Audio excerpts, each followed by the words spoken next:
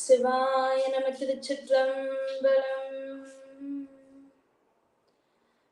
பிடியதன்னூது உமை கொலமிகு கரியது வடி கொடு தனதடி வழிபடும் அவரிட கடி கணபதிவத அருணி நன்மிகு கோடை வடிவினர் பயில் மலி வலமுறையே.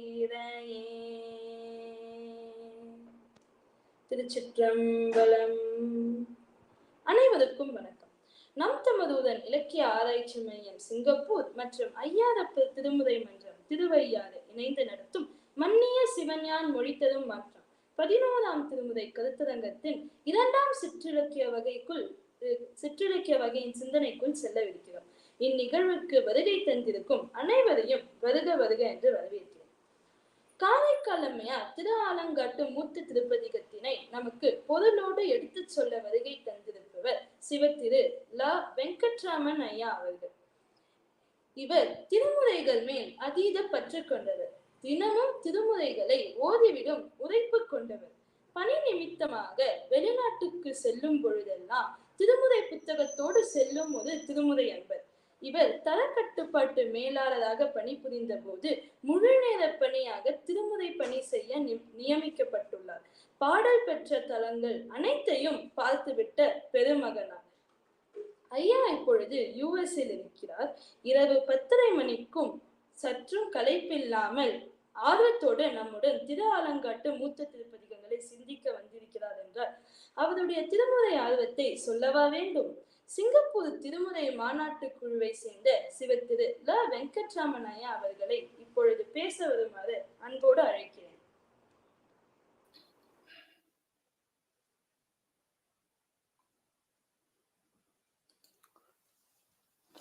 திருச்சிற்றம்பலம். எங்கேனும் இருந்துன் அடியேன் உனை நினைந்தால் அங்கே வந்து என்னுடன் உடனாகி நின்றருளி இங்கே என் வினையை அறுத்திட்டு எனையாளும் கங்கா நாயகனே கழிப்பாலை மேயானே கபாலி சரத்தான். நம்பன் திருமலை நான் மிதியேன் என்று தாளிரண்டும் உம்பர் மிசைத்தலையால் நடந்தேற உமை நகலும் செம்பன் ஒருவன் என் அம்மை என பெற்றவன் செழுந்தேன் கொம்பின் ஒரு காரைக்காலின் மேய குலதனமே. வணக்கம். நம் தமிழ் ஊரன் இலக்கிய ஆராய்ச்சி மன்றம் சிங்கப்பூர் மற்றும் ஐயாரப்பர் திருமுறை மன்றம் திருவையாறு இணைந்து நடத்தும் இந்த 11ஆம் திருமுறை வேள்வியில் இச்சிறியேனையும் பங்கேற்க அழைத்தமைக்கு ஏற்பாட்டாளர்களை என் மனம்மை மொழிகளால் வழங்குகின்றேன். 11ஆம் திருமுறை பார்த்தீங்கன்னா ரொம்ப அதிகம் தொடாத ஒரு திருமுறை. என்னை பொறுத்த வரைக்கும் சிங்கப்பூர்ல 42 ஆண்டுகளாக நாங்கள் திருமுறை மாநாடு நடத்திட்டு வரோம். முதல் 7 திருமுறைகள், முதல் 8 திருமுறைகள் பற்றி நிறைய பேசுவாங்க. 12ஆம் திருமுறை பெரிய புராணத்தை பற்றி பேசுவாங்க. 11ஆம் திருமுறைய பாடல்களை அப்பப்போ கொஞ்சம் தொட்டுக்குவாங்க, அந்த ஊறுகாய் தொடுற மாதிரி, அவ்வளோதான். அதனால எனக்கு ஒரு ஆதங்கம் இருந்தது, இவ்வளவு சிறப்பான பாடல்கள் உள்ள 11ஆம் திருமுறையை பற்றி யாரும் ஜாஸ்தி பேச மாட்டேங்கிறாங்க. என்னுடைய அந்த ஆதங்கத்தை நீக்கும் வகையில் இந்த ஏற்பாட்டாளர்கள் இந்த வேள்வியை இப்பொழுது அரங்கேற்றிருக்கிறார்கள். அவர்களுக்கு என் மனமார்ந்த நன்றி. இப்போ எனக்கு இன்னைக்கு கொடுக்கப்பட்ட தலைப்பு திருவாலங்காட்டு மூத்த திருப்பதிகம். இப்போ பெரிய புராணத்தை நம்ம முழுசும் கவனமா படிச்சாக்க நம்ம தமிழ் பெண்கள்லாம் அவரது குடும்பத்தில் எவ்வாறு முக்கிய பங்களித்து மேன்மையுற்றனுங்கிறது நமக்கு தெரியும். 63 நாயன்மார்களை பார்த்தீங்கன்னா 3 பெண்கள் தான். அவங்க வரலாறு எல்லாமே அற்புதம் தான். விசைஞானியார் ஒரு குடும்ப சூழ்நிலையில இல்லைத்தரசியா இருந்தாங்க. அவங்க சுந்தரரை பெற்று வளர்த்து அவருக்கு திருவாரூர் பெருமான் மேல் பக்தி வளர காரணமாக இருந்தார். அதனால்தான் நமக்கு திருத்தொண்ட தொகை கிடைச்சது. நிறைய திருவாரூர் பதிகங்கள் நமக்கு சுந்தரர் மூலமா நமக்கு கிடைச்சது. இவருக்கு ஒரு பெரிய காரணம். அடுத்து பார்த்தீங்கன்னா இவர் வீட்டு நிலையில ஒரு வீட்டு அரசியா இருந்தார். அதுக்கப்புறம் மங்கையர்க்கரசியார் பார்த்தீங்கன்னா ஒரு நாட்டுக்கு அரசியா இருந்து ஞானசம்பந்தரின் துணை கொண்டு தமிழ்நாட்டையும் மன்னனையும் சமணர்கள் பிடியிலிருந்து மீட்டது நமக்கெல்லாம் தெரிஞ்ச வரலாறு. அது ஒரு நாட்டு லெவல், ஒரு வீட்டு லெவல், ஒருத்தர் நாட்டு லெவல். இன்னொருத்தர் பார்த்தீங்கன்னா நம்ம காரைக்கால் அம்மையார் என்னை பொறுத்தவரை ஒரு உலக அளவில் இறைவனே தாய் என்று அழைக்கும் பேறு பெறும் அளவுக்கு உயர்ந்து விளங்கினார். மற்ற நாயனார்கள் பற்றியெல்லாம் திருமுறைகள்ல நிறைய பாடல்கள் வரும். பார்த்தீங்கன்னா உதாரணமா சண்டேஸ்வரன் நாயனார், கண்ணப்ப நாயனார், சிறுத்தொண்டர் நிறைய திருமுறை பாடல்கள்ல மற்ற திருமுறை ஆசிரியர்கள்லாம் அவங்கள பற்றி குறிப்பிடுவாங்க. ஆனா காரைக்கால் அம்மையாரை பற்றி எனக்கு தெரிந்தவரை திருத்தொண்ட தொகை, திருத்தொண்ட திருவந்தாதி, பெரிய புராணம், தொகை, விரி, வகை இந்த 3 இடத்துல மட்டும்தான் இருக்கு. வேற எங்கேயும் அவரை பற்றி ஒன்றும் இல்லை, குறிப்பில்லை நேரடியா. ஆனா அந்த நக்கீர தேவநாயனார் எழுதிய பெருந்தேவபாலில் ஒரே ஒரு வரி வருது, 25வது வரி, பேயுருவு தந்த பிறையணி சடையணை அப்படின்னு ஒரு வரி வருது. இந்த பேயுருவு தந்த அப்படிங்கிறத காரைக்கால் அம்மையை உணர்த்துகிறார் அப்படின்னு சில பேர் கருதுறாங்க. எனக்கு அது உடன்பாடு. ஆனா நிறைய ஆராய்ச்சியாளர்கள் ஒத்துக்கலை. பேயுருன்னு சுவாமி தன்னை தான் சொல்லிக்கிறாரு, தன்னுடைய பேயுருவு தான் சொல்லிக்கிறாரு அப்படின்றாங்க. அப்புறம் பார்த்தீங்கன்னா ஞானசம்பந்தர் திருவாலங்காட்டு பதிகத்துல நுணங்கு மறைப்பாடி ஆடி வேடம் பயின்றாரும் இளங்கு மலைமகளோடு இரு கூறன்றாய் இசைந்தாரும் வணங்கும் சிறு தொண்டர் வைகள் ஏத்தும் வாழ்த்தும் கேட்டு அணங்கும் பழையனூர் ஆலங்காட்டம் அடிகளே. இங்க வணங்கும் சிறு தொண்டர் வைகள் ஏத்தும் வாழ்த்தும் கேட்டு அணங்கும் பழையனூர் ஆலங்காட்டு அடிகளே. இந்த சிறு தொண்டருங்கிறது காரைக்கால் அம்மையாரை குறிக்கலாம் அப்படின்னு சில ஆராய்ச்சியாளர் கருதுறாங்க. அதுக்கு நிறைய மறுப்பு இருக்கு. அதனால நேரடியா பார்த்தீங்கன்னா எங்கேயுமே ரெஃபரன்ஸ் இருக்காது. இறைவனே தாய் என்று அழைத்த பிறகு அவரை பற்றி கருத்து சொல்ல நமக்கு எல்லாருமே அச்சப்பட்டார்கள் போல இருக்கிறது. சரி, அம்மையார் அருளிய நூல்கள் 3, மொத்தம் 143 பாடல்கள். இது ஒரு அபூர்வமான கோயின்சிடன்ஸ் பார்த்தீங்கன்னா, வைணவத்திலேயே ஆண்டாள் 143 பாடல்கள் தான் ஏற்றிருக்காங்க. 140 கரெக்டா. அது என்னமோ 2 பேரும் 143. நம்மளாம் நாங்களாம் ஜோக்கா சொல்றது. இப்பெல்லாம் பசங்கள்லாம் எஸ்எம்எஸ் அனுப்பும்போது தன்னுடைய காதலிக்கு 143 அப்படின்னு போடுவோம். இந்த ஐ லவ் யூ அப்படிங்கிறத 143 அப்படின்னு ஒரு எஸ்எம்எஸ் மெசேஜ் அனுப்புவாங்க. இதே மாதிரி காரைக்கால் அம்மையாரும் ஆண்டாளும் சுவாமி கிட்ட, அவங்க பெருமான் கிட்ட 143 சொல்லியிருக்காங்க பாடல்கள். ஆனா அம்மையாரது ஒரு தாய் மகன்கிட்ட காட்டுற அன்பு. ஆனா ஆண்டாளது நாயகன் நாயகி பாவம். ஒரு நாயகி நாயகன் மேல காதல் கொண்ட பாவம். அது 2க்கு வித்தியாசம் இருக்கு. ஆனா காரைக்கால் அம்மை மாதிரி இறைவன் தன் மகனா நினைத்தது அந்த மாதிரி வரலாறு எங்கேயும் இருக்கிற மாதிரி எனக்கு தெரியல. இந்த 3 நூல்கள் பார்த்தீங்கன்னா அவங்க முதல்ல பாடியது அற்புத திருவந்தாதி. இந்த அற்புத திருவந்தாதியில பார்த்தீங்கன்னா சாத்திர கருத்துக்கள் நிறைய இருக்கும். அவங்க இல்லறத்தை விட்டு சரியை கிரியை 2 நிலைகள் இருந்து இல்லறத்திலிருந்து பேயுரு பெற்ற உடனே பாடிய அந்த அற்புத திருவந்தாதி. அதுக்கப்புறம் கைலாயத்திற்கு செல்வதற்கு முன்னால் இரட்டை மணி மாலை வழங்கினார். அது பார்த்தீங்கன்னா ஒரு யோக நிலையில வழங்கின மாதிரி எனக்கு தோணும். இது என்னுடைய கருத்து. யோக நிலையில் அவங்க வழங்கினார்கள் இந்த கைலாயத்துக்கு செல்வதற்கு முன்னால. அது பார்த்தீங்கன்னா ஃபுல்லா மனதுக்கு உபதேசமா இருக்கும். ஒரு 7-8 பாடல்ல ஒரு மனதுக்கு உபதேசமா அது அமையும். அதுக்கப்புறம் கைலைக்கு சென்று வந்த பின் ஞான நிலையில இந்த 2 மூத்த திருப்பதிகங்களை அவர்கள் அருளினார்கள். நமக்கு இதுதான் பதிக பெருவழின்னு நம்ம சொல்றோம். முதல்ல பதிக வடிவில் 2 பதிகங்களை அவர்கள் அருளினார்கள். கைலாயத்துக்கு சென்று வந்த பிறகு, இறைவன் அருள் கிடைத்த பிறகு. ஒரு நாளைக்கு நான் பிபிசியில ஒரு தற்செயலா ஒரு பேட்டி கேட்க நேர்ந்தது ஆங்கிலத்துல. நம்ம ஊர் ஒரு கார்பரேட் சன்னியாசி, தமிழ் தெரிஞ்சவர், நல்ல பிரபலமானவர். அவரை பேட்டி எடுத்து கொண்டிருந்தார்கள். ஆங்கிலத்தில் தான் பேட்டி போச்சு. நிறைய கேள்விக்கு நம்ம சுவாமிஜி நல்ல பதில் சொல்லிட்டு வந்தார். இறுதியா அந்த பேட்டியாளர் ஒரு கேள்வி கேட்டார். சுவாமி, மனிதனுக்கு வாழ்க்கையில் என்ன குறிக்கோளா இருக்கணும் அப்படின்னு கேட்டார். பொதுவா கேட்டார். சுவாமி அதுக்கு பதில் சொன்னார், இது அவரவர்கள் வாழ்ந்து பார்த்து தெரிந்து கொள்ள வேண்டியது அப்படின்னு. எனக்கு கொஞ்சம் வியப்பா இருந்தது. ஏன்னா நிறைய அவங்க எல்லாம் சமஸ்கிருதம் படித்து அது ஆங்கிலத்தில் பேசுவார்கள், தமிழ ரொம்ப படிச்சிருக்க மாட்டாங்க போல தெரியுது. இந்த கேள்விக்கு அழகு தமிழ்ல முதல்ல இதுக்கு விடையளித்தது அம்மையார் தான். உங்களுக்கு எல்லாம் தெரிஞ்ச பாட்டு தான். இரவாத இன்ப அன்பு வேண்டி பின் வேண்டுகின்றார் பிறவாமை வேண்டும் மீண்டும் பிறப்புண்டேல் உன்னை என்றும் மறவாமை வேண்டும். இன்னும் வேண்டும் நான் மகிழ்ந்து பாடி அறவா நீ ஆடும் பொழுது உன் அடியினுக்கு சேர்ந்து. இதை சேக்கிழார் அழகா பெரிய புராணத்துல இந்த பாட்டு சொல்லியிருக்கா, உங்களுக்கு எல்லாம் தெரியும். இப்போ இந்த பாட்டு பார்த்தீங்கன்னா சேக்கிழார் ஒரு இட்டு கட்டதான் நீங்க நினைக்கக்கூடாது. இதுக்கு எல்லாம் அகச்சான்று இருக்கு. அம்மையாரோட பாட்டுலயே, அம்மையாரோட இரட்டைமணி மாலையில ஒரு பாட்டு இருக்கு. ஈசன் அவன் அல்லாது இல்லை என நினைந்து கூசி மனத்தகத்து கொண்டிருந்து, எப்பவுமே அவனையே நினைச்சுக்கிட்டு மனசுலயே நினைச்சுக்கிட்டு பேசி மறவாது வாழ்வாரை மண்ணுலகத்து என்றும் பிறவாமை காக்கும் பிரான் அப்படின்னு 2வது பாட்டு இரட்டைமணி மாலையில என்ன சொல்றாங்க? ஈசன் நீ மறக்காம இருந்தீன்னா உன்னை பிறவாம அவன் காப்பாற்றுவான் அப்படிங்க அவங்களோட பாட்டுல வருது. அதை அப்படியே எடுத்து இங்க மாத்தி போட்டார் இங்க சேர்க்கிறார்.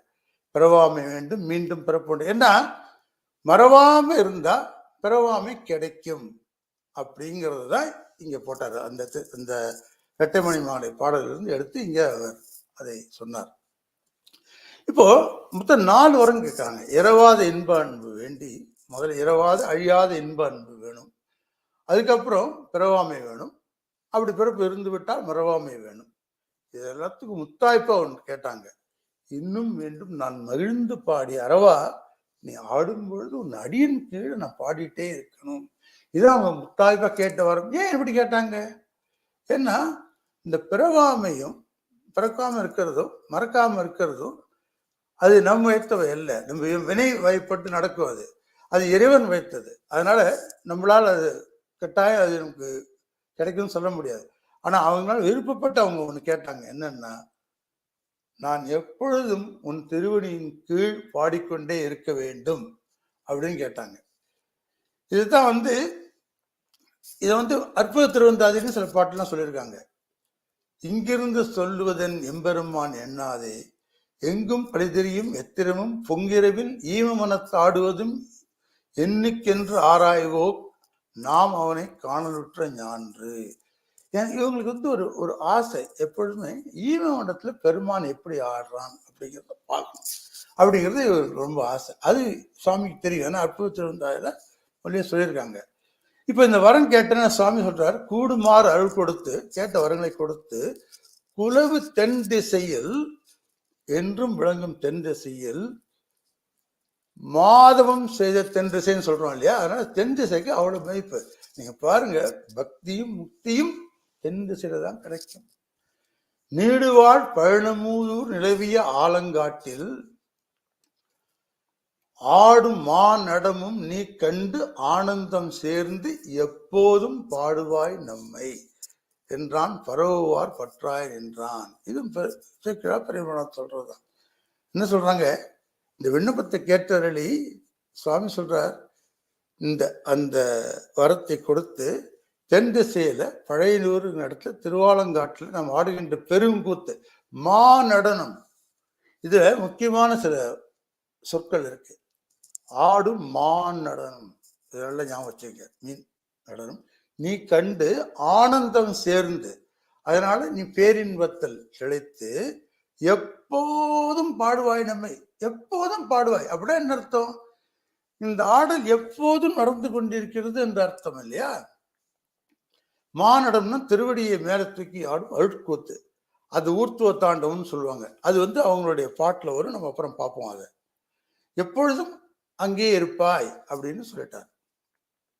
இப்போ இது சிவன் அருள் பெரும் அன்பு. இது மனிதர்களால் புரிந்து கொள்ள முடியாது.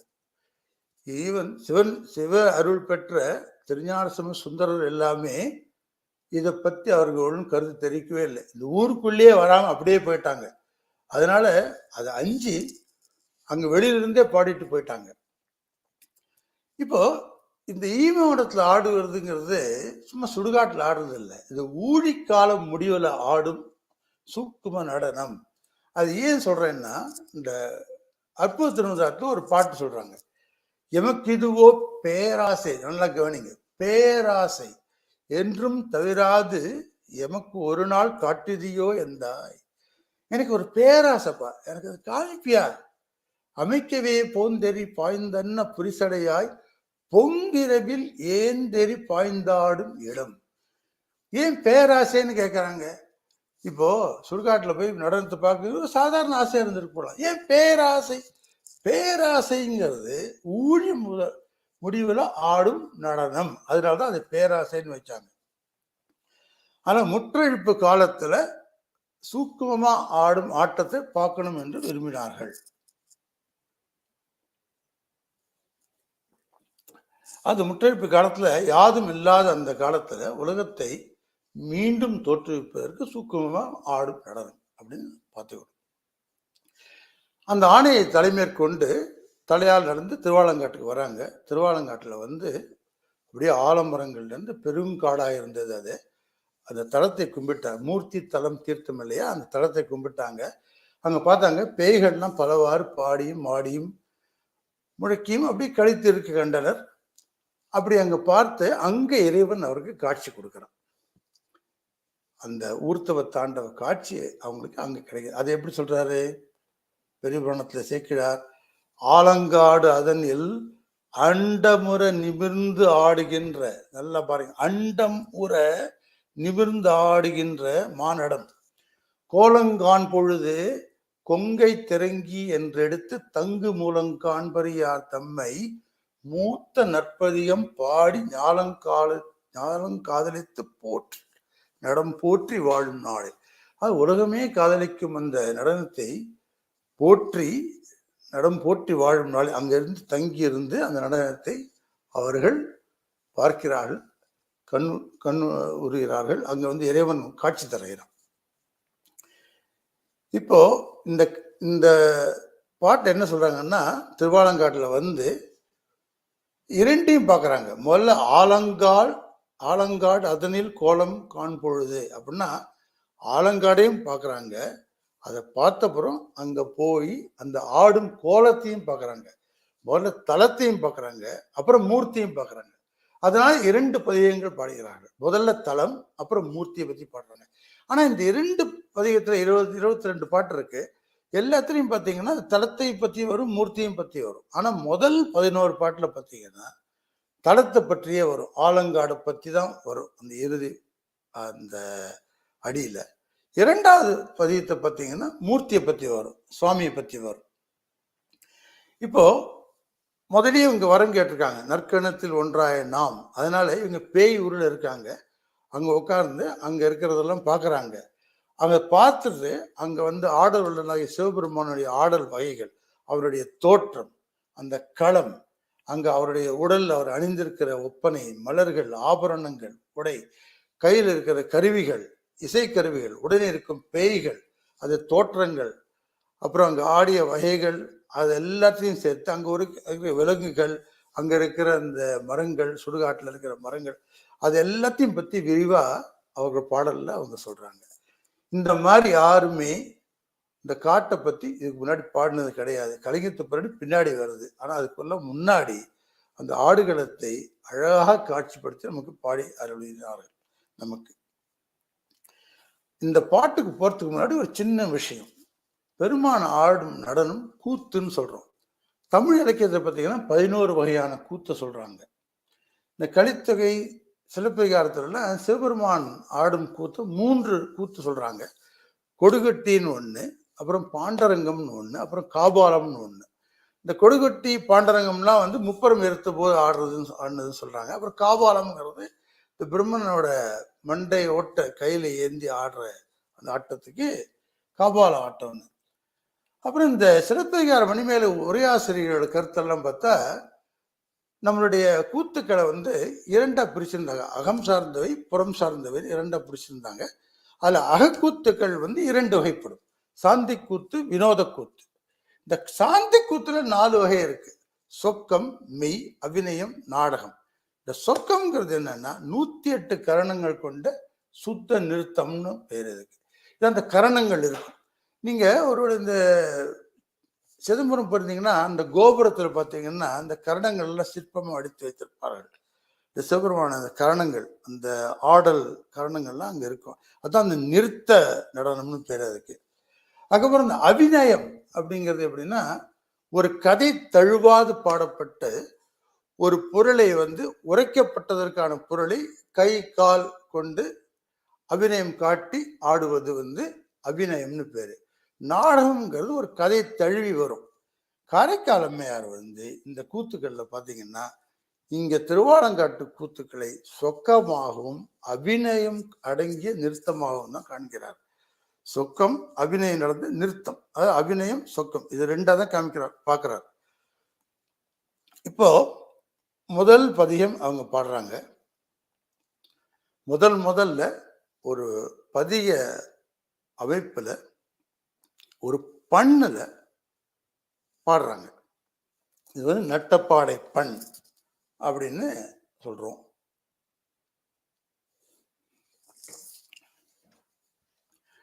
கொங்கை தீரங்கி நரம்பெழுந்து குண்டுகண் வெண்பர் குழிவயிற்று பங்கி சிவந்திரு பற்கடீந்து பரடுயர் நீள்கனி காலோர் வெண்பே தங்கியலறி உலரு காட்டில் தாழ்சடையட்டு திசையும் வீசி அங்கம் குளிர்ந்து அனலாடும் எங்கள் அப்பன் திரு ஆலங்காடே.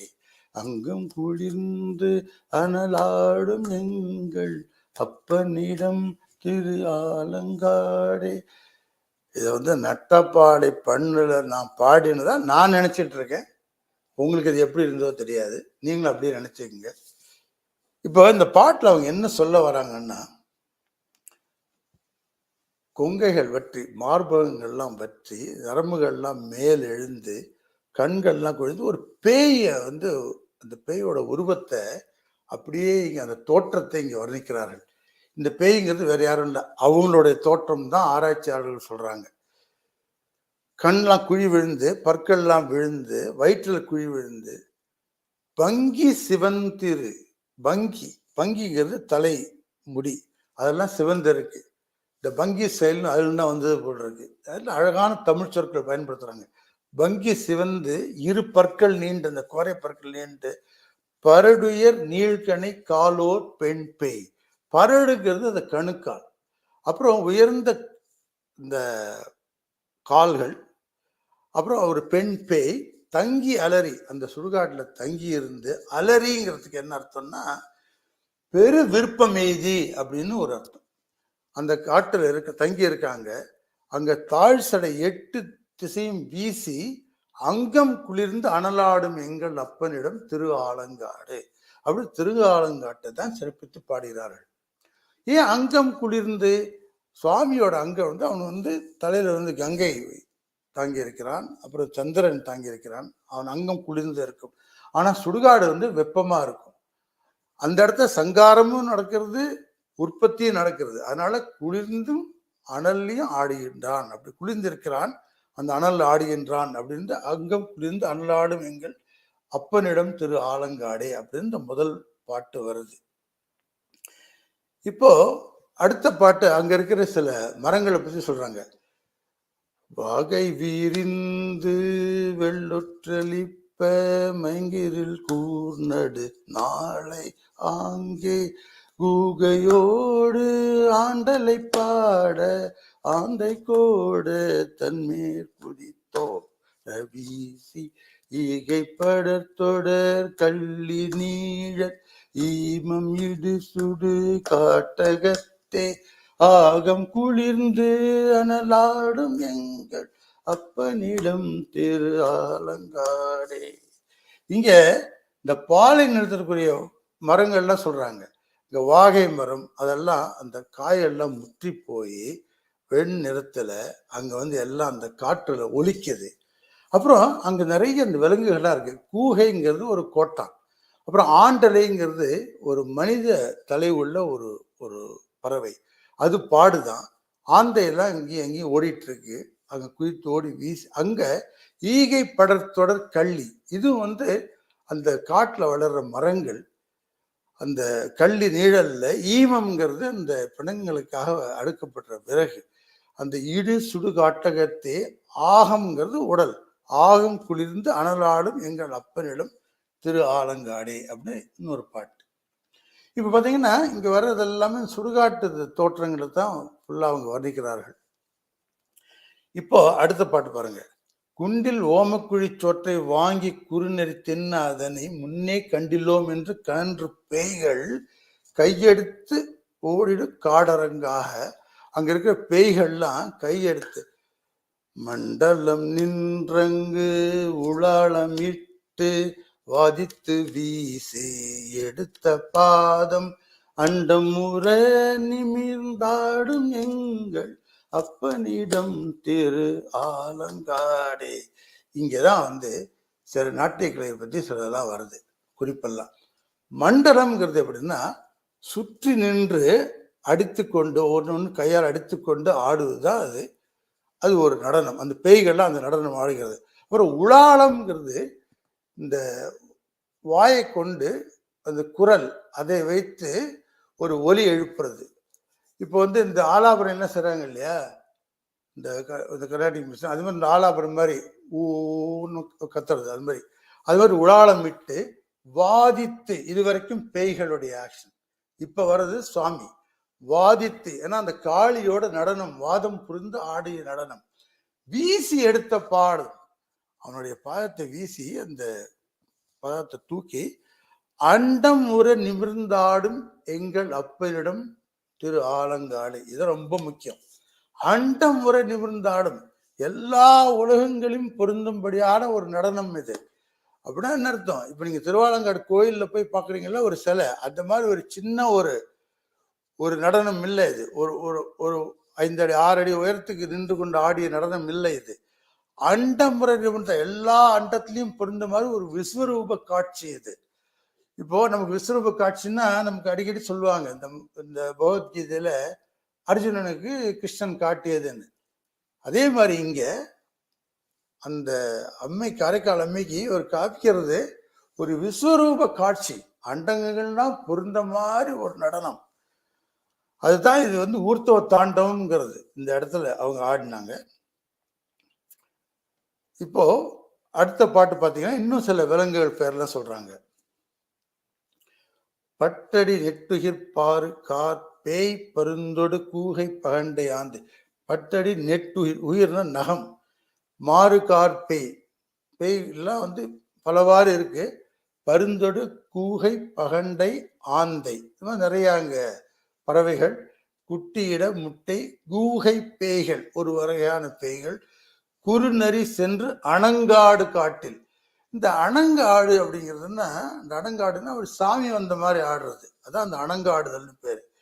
பிற்றடித்து புறங்காட்டில் ஈட்ட பிணத்தினை பேர புரட்டி ஆங்கே அட்டமே பாய நின்றாடும் எங்கள் அப்பனிடம் திரு ஆலங்காடே. இன்னும் அந்த சுடுகாட்டை பற்றி இன்னும் சில வர்ணனைகள்லாம் வருது இங்க. அங்க விலங்குகள், அங்க பறவைகள், அதை பற்றிலாம் வருது. இப்ப அடுத்த ஒரு பாட்டு. நாடும் நகரம் திரிந்து சென்று நன்னெறி நாடு நயந்தவரை மூடி முது பிணத்திட்ட மாடே முன்னிய பேய்க்கணும் சூழ சூழ. நல்லவர்களையும் அங்கு பயிற்சி வைத்திருக்கிறார்கள் அந்த சுடுகாட்டில். அதான் சொல்றாங்க, நாடு நகரம் திரிந்து நன்னெறி நாடு நயந்தவரை. அங்க சுடுகாட்டில் முடியிருக்காங்க.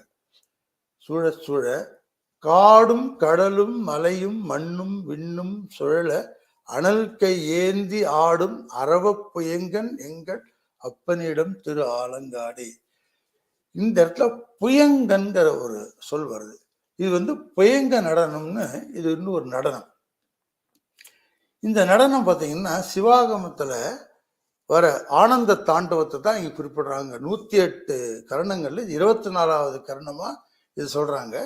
இது புஜங்கத்ராட்சிதம் அப்படின்னு ஒரு கர்ணம். இது அதை ஆளுபவனு புயங்கன் அப்படின்னு சொல்றாங்க. இந்த நடனத்தை தான் இங்க அவங்க சொல்றாங்க. முதல்ல ஆடியது ஊர்த்துவ தாண்டவம், அப்புறம் இங்க ஆடுறது இந்த ஆனந்த தாண்டவம் அப்படிங்கிறது இங்க நடனம். ஏன்னா அந்த ஊர்த்துவ தாண்டவத்துல அந்த காளியோட வாதித்து வெற்றி வந்து விட்டது. அந்த வெற்றி கழிப்பா இப்ப ஆனந்த தாண்டவம் ஆடுகிறான் பெருமான் அப்படின்னு. இப்போ சுடுகாட்டை பத்தி சொல்லியாச்சு, அங்க இருக்கிற அந்த விலங்குகள் எல்லாம் பத்தி சொல்லியாச்சு. இப்ப இந்த அரங்கத்துக்கு ஒரு இசை என்ன? இப்ப அடுத்தது அவங்களோட சிக்னேச்சர் வெர்ஸ் அப்படின்னு சொல்றாங்க இல்லையா, முக்கியமான அந்த இசையை பற்றிய பாட்டு. துத்தம் கை கிள்ளை விளரி தாரம் உழையெளி ஓசை பண்கெழும பாடி சச்சரி கொக்கரை தக்கையோடு தகுனி தந்துபி தாளம் வீணை மத்தளம் கரடிகை வன்கை மென்தோல் தமருகம் குடமுழா முந்தை வாசித்து அத்தனை விரவினோடு ஆடும் எங்கள் அப்பனிடம் திரு ஆலங்காடே. முதல்ல தமிழிசை குறிப்புகளை ஒரு பதிகத்துல அம்மையார் அழகா சொல்றாங்க. இந்த துத்தம் கைக்கிளை வெளி தாரம் உழை இழி இது ஆறும் இந்த ஸ்வரஸ்தானங்கள்னு சொல்றோம் இல்லையா. தமிழ்ல இசை நோட்ஸ் தொனின்னு சொல்லுவாங்க, தாதுன்னு சொல்லுவாங்க. இப்போ ஸ்வரம்னு சொல்றோம். அதுக்கு பேர் தமிழ் இருந்திருக்கு, அதான் சொல்றாங்க அவங்க. இது பார்த்தீங்கன்னா அவங்க 6 ஸ்வரஸ்தானங்களை சொல்றாங்க. அதில் இந்த ஓசைங்கிறத சேர்த்து இந்த குரல்ங்கிறத 7வது நம்ம வச்சுக்கணும். இந்த சரிகம பதனிச அதோட பெயர்கள் இதுதான் காலப்போக்கில் ரிஷபம், காந்தாரம், மத்தியமம், பஞ்சமம், நிஷாதம் அப்படி பேர் மாறி இப்போ சரிகம பதனிச அப்படி வச்சிருக்காங்க. அப்புறம் இங்கே கிட்டத்தட்ட ஒரு 12 இசை கருவிகளை பற்றி சொல்றாங்க. சச்சரி, கொக்கரை, தக்கை, தகுனிதம், துந்துபி, தாளம், வீணை, மத்தளம், இந்த மாதிரி பல்வேறு வகையான கருவிகள் தமிழ்நாட்டில் இருந்திருக்கு. அதை பற்றி தான் அவங்க சொல்றாங்க. இதில் இந்த கொக்கரைங்கிறது ஒரு காற்று கருவி. அப்புறம் மற்றதெல்லாம் பார்த்தீங்கன்னா இந்த வீணை நரம்பு கருவி, மற்றதெல்லாம் தோல் கருவி. அது ஒரு முகம் இருக்கும், 2 முகம் இருக்கும், தோல் கருவி. இப்போ தாளம்ங்கிறது ஒரு கனக்கருவி. அது உலோகத்தில் இருக்கும். நீங்கள் பார்த்தீங்கன்னா காரைக்கால் உருவத்தில் பார்த்தீங்கன்னா கையில் தாளம் இருக்கும். அது மாதிரி திருஞான சம்பந்தர் கையிலையும் அந்த தாளம் இருக்கும். பொதுவார் மூதையர்கள்லாம் அந்த தாளத்தை வைத்து கொண்டு தான் கச்சேரி செய்வார்கள். இந்த கருவிகள் எல்லாம் இயக்கி இசை எழுப்பி இறையினார் மனமுகந்து பாடவும் செய்கிறார். அதுதான் இங்கே பதிவு செய்கிறார் காரைக்கால் அம்மையார். முதல்ல தமிழ் இசை குறிப்புகள்லாம் இதில் வருது நமக்கு தமிழில். இப்போ அடுத்த பாடல் பார்த்தீங்கன்னா, இப்போ 10 பாட்டில் ஃபுல்லாக இந்த சுடுகாடை பற்றி சொல்லியாச்சு, அரங்கத்தை பற்றி சொல்லியாச்சு, ஆர்கெஸ்ட்ரா பற்றி சொல்லியாச்சு. இதுக்கு அடுத்து தொகுத்து ஒரு 11வது பாட்டாக சொல்கிறாங்க. இதுதான் திருக்கடைக்காப்பை. முதல்ல அவங்க தான் இந்த 11வது பாட்டை திருக்கடைக்காப்பை ஏற்படுத்தினார்கள்.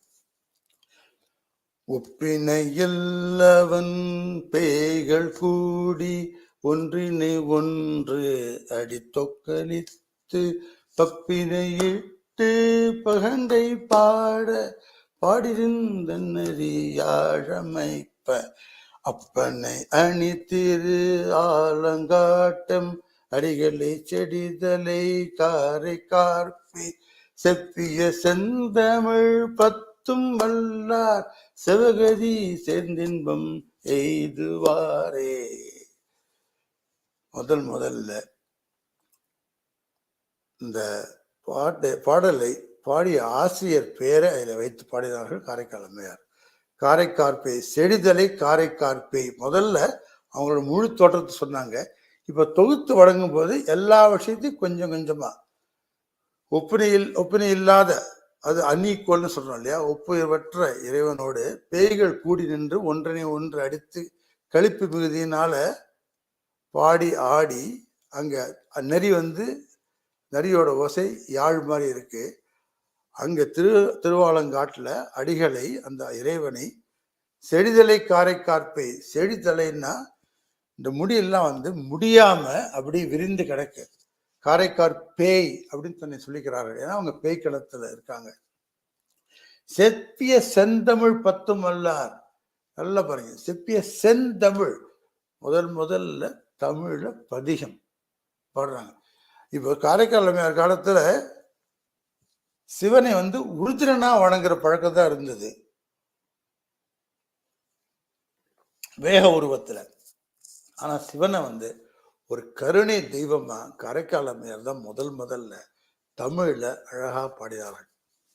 செந்தமிழ் 10ம் வல்லார் சிவகதி சேர்ந்து இன்பம் எய்துவாரே. இந்த பதிக பலனை வடமொழியில பலஸ்ருதின்னு சொல்லுவாங்க. அதையும் இங்க சொல்றாங்க. நீ நல்லா கவனிங்க. 10 பாடலையும் பாட வேண்டும், நமக்கு பலன் கிடைக்க வேண்டும் என்றால் சும்மா முதல் பாட்டை பாட்டு கடைசி பாட்டை பாட்டு மட்டும் பார்த்தா அது போராது. 10ம் வல்லார் சிவகதி சேர்ந்து இன்பம் எய்துவாரே. நம்ம இப்ப நிறைய பாடல்கள் இப்ப சொல்றோம். ஆனா ஒன்னையும் முழுக்க சொல்றது கிடையாது. 10 பாடலையும் பாடணும். ஒரு பதிகம்னா ஒரு பதிகம் பாடாம அது முழுக்க பாடணும் அப்படிங்கிறது தான் இந்த கருத்து இங்க. சரி. இப்போ இப்போ இந்த முதல் பதிகம் முடிந்து விட்டது. இது வந்து பார்த்தீங்கன்னா, இந்த இந்த தடத்தை பத்தி, ஆடும் களத்தை பத்தி தான் மெயினா வந்தது. இப்போ அடுத்து ஒரு பதியம் பாடுறாங்க. அதை வந்து சேக்கிழார் எப்படி சொல்றாருன்னா, மற்றவள் கொன்றையினார் தம் திருக்கூத்து முன்வணங்கும் இட்டமிகு பெருங்காதல் எழுந்தோங்க, அந்த திருக்கூத்தை முன் வணங்கி அப்படி நேர பார்க்குறாங்க அந்த விஸ்வரூபத்தை.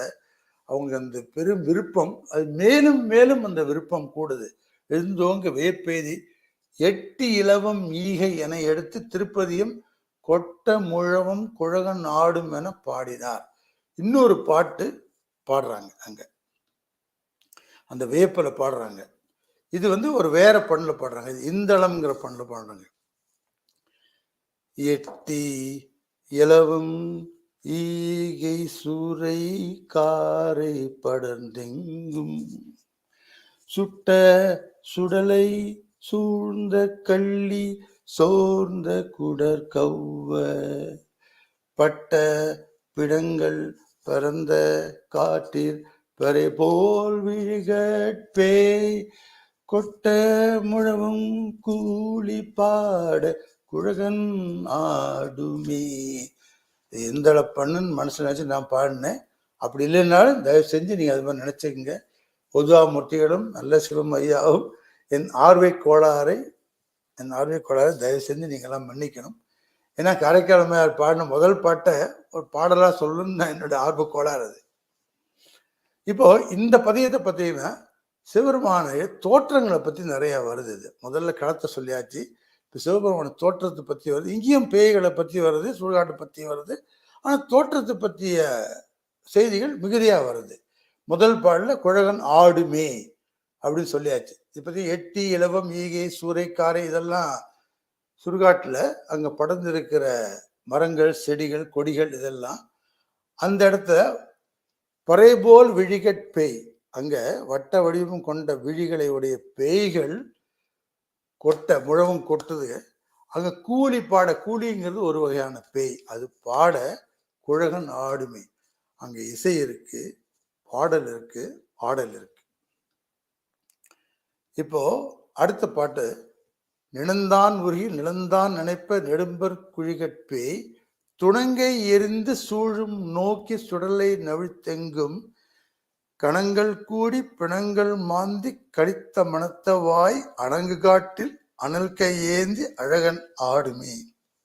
இந்த இடத்துல துணங்கை அப்படின்னு ஒரு ஒரு வகையான ஆடல் சொல்றாங்க, ஒரு கூத்து. இந்த துணங்கைங்கிறது எப்படின்னா, இந்த ஒரு சொக்கம் எப்படின்னா, ஒரு இந்த இடுப்புல அப்படியே இந்த இடிச்சுக்கிட்டே ஆடுறது. இந்த வெற்றி கழிப்புல இடுப்புகளை வந்து கையால இடுப்பை அடித்துக்கிட்டே இந்த வெற்றி கழிப்பில் ஆடுற ஒரு கூத்து அது. அந்த பேய்கள்லாம் அந்த கூத்து ஆடுகிறது. அப்போ அனல் கை ஏந்தி பெருமான் வந்து கையில நெருப்பை ஏந்தி கொண்டு ஆடுகிறான் அப்படிங்கிறது தான் இந்த வருது. இப்போ அடுத்த பாட்டு, முள்ளி தீந்து முளறி கருகி மூளை சுரிந்துக்கு கள்ளி வற்றி வெள்ளில் பிறங்கு சுடு வெடுங்காட்டுள்ளே. வெள்ளில்ங்கிறது விளாம்பரம். இப்போ முள்ளி மரம் அங்க எல்லாம் தீஞ்சு போயிருக்கு. முள் செடி, முளரிங்கிற முள் செடி கருகி முளை சுரிந்து கள்ளி வற்றி போய் அங்க இருக்கிற கொடிய காட்டுல சுவாமி எப்படி இருக்கார்? புள்ளி உழைமான், இந்த புள்ளிமானுடைய தோலை எடுத்து உடுத்தி கொண்டு புலித்தோல் பெயர் கெட்டு, புலித்தோலையும் வந்து தோல்ல போட்டுக்கிட்டு பள்ளியிடமும் அதுவே கோயிலா அமைத்து கொண்டு அங்கு பரமன் ஆடுகின்றான். புள்ளி உழைமான் தோலொன்றுடுத்து புலித்தோல் பெயர்கிட்டு பள்ளியிடமும் அதுவேயாக பரமன் ஆடுமே அப்படிங்கிற இந்த பாட்டு. அடுத்த பாட்டு, நொந்தி கிடந்த சுடலை தடவி நுகரும் புழுக்கின்றி சிந்தித்திருந்தங்கு உறங்கும் சிறு பேய் சிரமப்படு காட்டின் முந்தி அமரர் முழவின் ஓசை முறைமை வழுவாமை. முந்தி அமரர், ஏன்னா இப்ப வந்து ஊழிக்காலம், முந்தி அமரர் வாசித்த அதே ஓசை, முழவின் ஓசையில அந்த முறைமை வழுவாம அந்தி நிறுத்தம் அனல் கை ஏந்தி அழகன் ஆடுமே.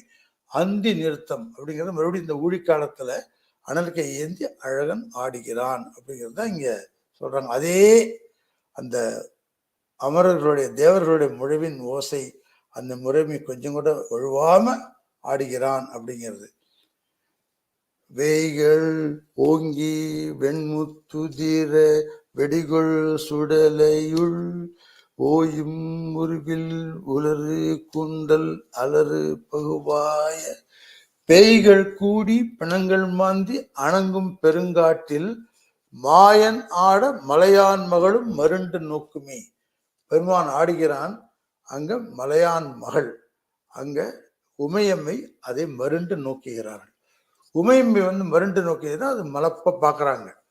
ஏன்னா அந்த காட்சியை முதல்ல இங்க அந்த உமையம்மை பார்க்குற காட்சியை இங்கதான் அவங்க சொல்றாங்க இந்த பதியத்துல. இப்ப பார்த்தீங்கன்னா இவங்க முதல்லயே இந்த அற்புத திருவந்தாதில் ஒரு பாட்டில் சொல்றாங்க, குழலார் சிறுபுறத்து கோல்வளையை பாகத்து ஏழாக வைத்தேக வேண்டாம். அப்பா நீ சுடுகாட்டில் போய் ஆட போற, அது பயங்கரமான இடம், அங்க அம்மனை கூட்டின்னு பக்கத்துல வச்சுட்டு ஆடாத, அது ரொம்ப பயங்கரமான இடம்னு ஒரு தாய் மகனுக்கு ஒரு அறிவுரை சொல்ற மாதிரி ஒரு பாட்டு இருக்கு அங்க. குழலார் சிறுபுறத்து கோல்வளையை பாகத்து ஏழாக வைத்தேக வேண்டாம், கழலாற்ப பேரிரவில் ஈம பெருங்காட்டில் பேயோடும் ஆரழ்வாய் நீ ஆடும் அங்கு, நீ அங்க ஆடும் பொழுது அம்மனை அழிச்சிட்டு போகாத அப்படின்னு ஒரு பாட்டுல வருது. அப்புறம் இன்னொரு பாட்டு, கழுவன் உகழும் கழை சூழ் புதைம்பிற் கழுகும் பேயுமாய் இடுவெண்டலையும் ஈமப்பகையும் எழுந்த பெருங்காட்டில் கொடுவெண் மழுவும் பெறையும் ததும்ப கொல்லென் ரசிப்பாட. கொடுமையான வெண்மழு, அந்த சுவாமி கையில இருக்கிற அந்த ஆயுதம், அந்த மழு ஆயுதம் வெண்மழு தெரியுது, அங்க பெறையும் திரையும் ததும்ப, சுவாமியோடைய அந்த திருமுடியில அந்த பிறை ததும்புது, கையில மழு இருக்குது. கொல்லன் ரசைப்பாட படுவன் துடியும், அங்க கையில அந்த துடி, அந்த உடுக்கை அது கையில இருக்கு பெருமான் கையில. பறையும் கரங்க பரமன் ஆடுமே. அங்க என்ன சொல்றாருன்னா, ஆண் குரங்கு, கடுவன்கிறது ஆண் குரங்கு, அங்க சுற்றி தெரியும். இந்த கழை சூழ், அந்த ஒவ்வொரு கழை சூழ் அந்த மூங்கில் முக்குள்ள இளமுறை இந்த சோலையில கழுகும் பேயும் விடுகின்ற வெண்தலையும் ஏமப்புகையும் எழுந்த சுடுகாட்டுல அந்த வெள்ளிய மழுவும் பிறை மதியும் ததும்ப, அப்படியே அது ததும்புது. கொல்லென்று இசைப்பாட உடுக்கையும் பறையும் ஒலித்திட மேலோனாகி இறைவன் ஆடுகிறான். அதான் இந்த பாட்டை சொல்றாங்க. இங்க அந்த பெருமானுடைய தோற்றத்துல அந்த மழு இருக்கு, பிறை இருக்கு, அதுதான் இங்க சொல்றாங்க. அப்புறம் கையில உடுக்கை இருக்கு. அப்புறம் இன்னொரு பாட்டு, குண்டை வைத்து குறிய சிறிய நெடிய பெருங்கற்பேய் இண்டு படர்ந்து இருசூழ் மயானத்து எரிவாய் எயிற்று பேய் கொண்டு குழவி தடவி வெருட்டி கொள்ளென்று இசைப்பாட மிண்டி மிழிந்த சடைகள் தாழ விமலன் ஆடுமே. இங்க பல பேய்கள்லாம் பலவாறு இருக்கு. குழி கொண்ட வயிறு, சின்னதா இருக்கு, சிறியதா இருக்கு, பெருசா இருக்கு, பலவாறு பேய்கள் இருக்கு. இங்க இண்டுங்கிற காட்டு செடி அங்க இருக்கு. அவருடைய இந்த சிறுகாட்டை பற்றி நிறைய இங்க செய்திகள் வருது. அப்புறம் தெரிவாய் எயிற்று பேய், இந்த கொள்ளிவாய் பிசாசம், அதை பத்தியும் சொல்றாங்க இங்க. அங்க இந்த பேய்கள் எல்லாம் குழந்தை இருக்கு, அங்க கொண்டு குழவி தடவி, அது அந்த குழவியை தடவி அங்க சமாதானம் செய்தான்.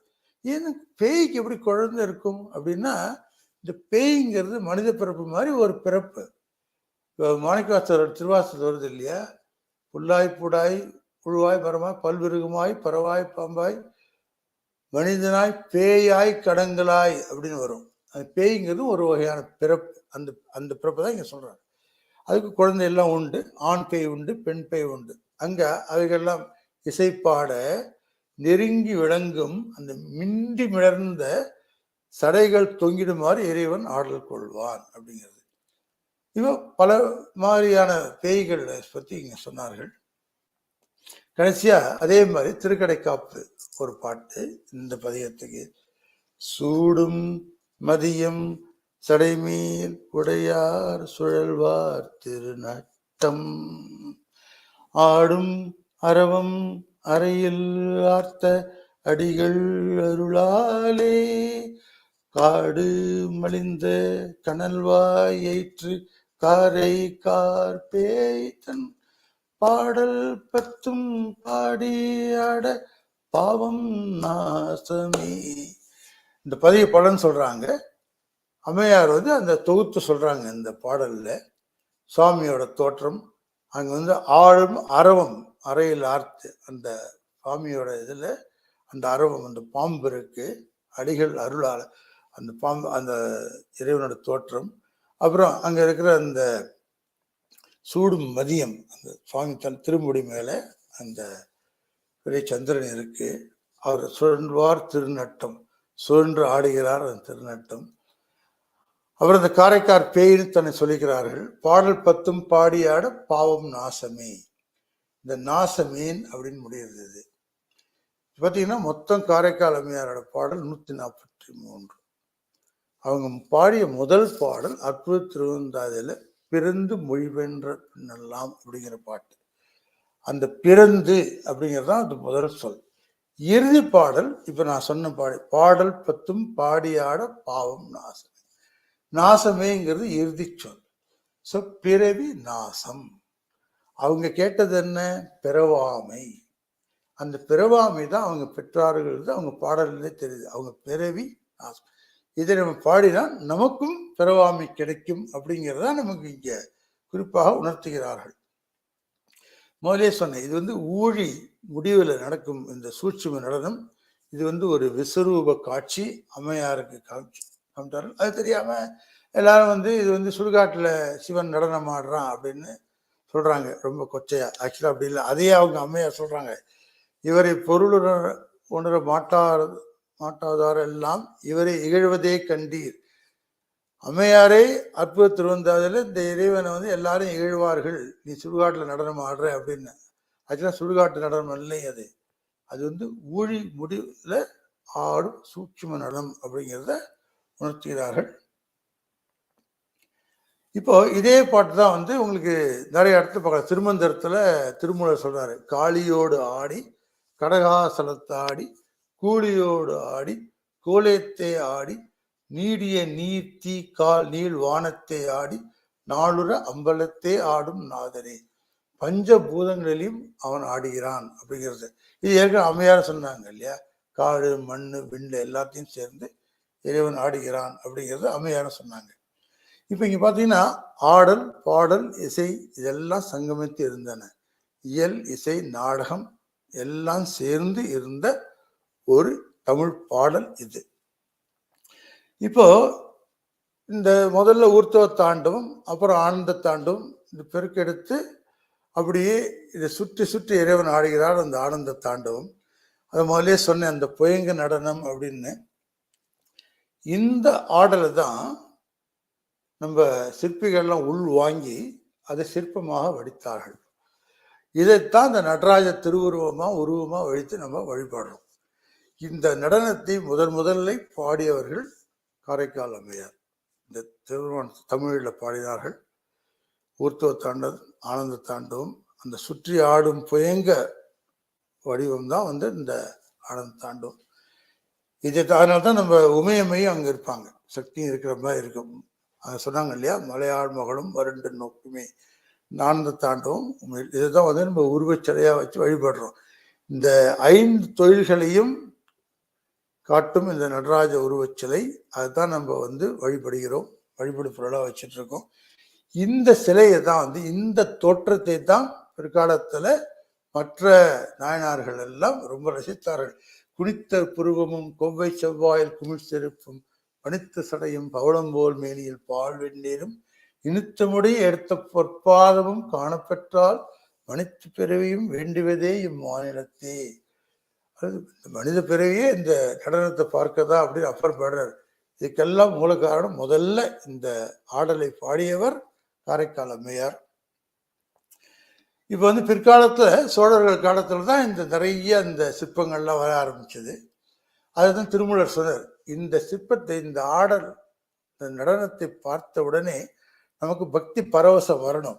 எப்படின்னா, புலி கண்டவருக்கு புனல் ஊர்மா போல் களிக்கும் திருக்கூத்து கண்டவர்க்கெல்லாம் துளிக்கும் அருக்கண்ணீர் சோர் நெஞ்சு உருக்கும் ஒளிக்குள் ஆனந்தத்து அமுதூரும் உள்ளத்தே.